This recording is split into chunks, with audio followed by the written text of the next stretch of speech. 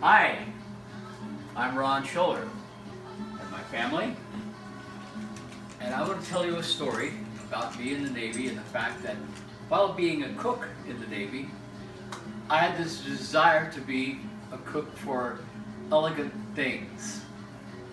And I never really got to the point where I could really make gourmet food for people. But I can make gourmet food for my family. So I would like to share with you of what an occurrence takes place just about every morning, every night, located on 27 or 28 acres in the heart of Little House on the Prairie scene. So I'm going to make a dog dinner for you, and you're welcome to use any parts of this you like. All right, so the first thing, we gather the dogs together and basically give them an idea of what the cuisine is going to be tonight. This is going to be a formal dinner, so I expect you all to mind your manners. You especially, Dixie. All right, we start out with lean ground beef. You'll notice that this is the ground beef that McDonald's doesn't use. This is the right stuff sold by Trader Joe's. So we take 1/3 of a cup of the lean ground beef and begin the meal with a steak tartare. Each one gets 1/3 of a cup. Carefully making sure that one dog doesn't get more than the other one, because they do check. All right. Now to help me get through. Now, after that, we add something foul to it. Chicken. So the chicken is freshly brought from Costco and then torn apart into shredded little pieces like this with all the bones removed. And about 1/3 of a cup of chicken goes along with the steak, ground. Again, carefully measuring out the appropriate amounts so that no one's feelings are hurt. There is one dog fatter than the rest. All right, so now we have the chicken and the beef. The older dog has problems with her hips, so after consulting with a swami and a person who knows about these things, turmeric helps dogs' hips not hurt. So we'll add turmeric to Ayla's bowl. Now, next up, fresh vegetables, cauliflower, cut carrots, broccoli. It is broccoli, right? Yes. And these are spread out equally amongst the dogs. It's organic. There is, yes, organic. I'm sorry, I forgot that. And the important thing with the last bowl, which is for the poodle, she will not eat the vegetables unless they are small enough tidbits that she doesn't have to chew too bad, so I have to break hers into smaller pieces than the Labradors, which basically inhale the food in 15 seconds. Now we add nutritional fish oil for the dogs, which helps their digestion, helps their eyesight, makes them pay attention, helps their short-range memory or short-term memory. Take one myself. I'm not doing that well with that. And just a touch of fresh organic blueberries, about 5 or 6 just for color. And the presentation is very important with the dogs, so this adds the color there. Then we add, for digestion and healthy, the yogurt, the finest that we can get.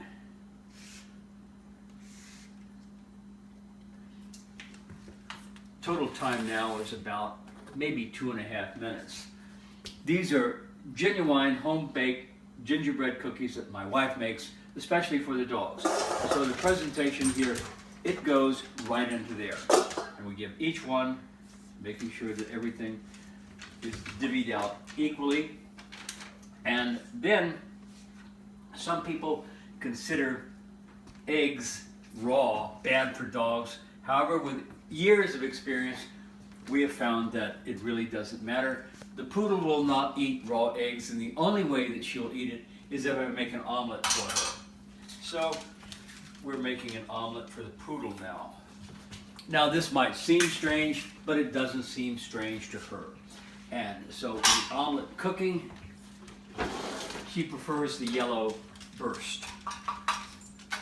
So here we are with that. Now we'll add some Mexican style blend cheese, which adds that panache to the omelet, and she appreciates it. So the omelet is now within about 30 seconds of being done. And it's done. She prefers a soft omelet. So the omelet now goes in to the poodles. There. Now, what have I forgot? The other 2 dogs' eggs. Yes, I knew that. And these add, again, to the color and a bit of crunch to the meal to keep them interested in eating. Though the Labradors don't eat a lot of that. And to add a base to this, we use beef broth. These are from real cows.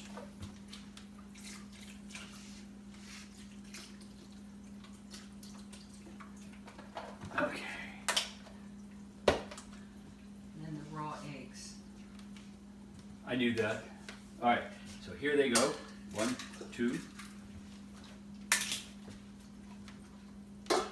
Not hers. Thank you. I did it okay. There we go. So eggs. Now the last thing is just a touch of Fresnay champagne, which will add a little to each of the bowls, just enough to whet their appetite, and for me.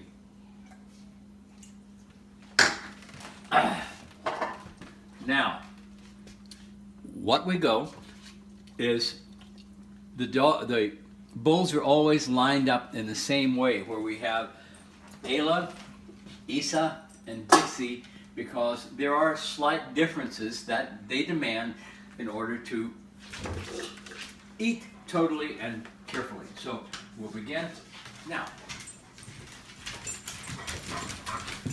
You can see how interested they are in the whole process. Ayla, Isa. Now, the poodle could be interested or not. Sometimes she will look at the food as if it were a bowl of spiders and not touch it for some time and just stare at it, looking at us and saying, what am I supposed to do with this? So we'll see now whether she does.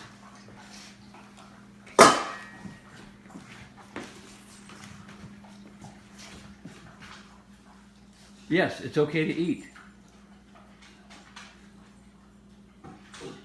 She's checking out to make sure everything is... She licks everything carefully.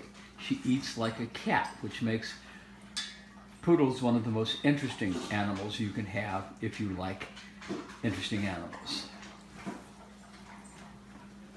And that was the show. Thank you so much for joining us in the dog feeding. And this is Ron Scholler bidding you a good night.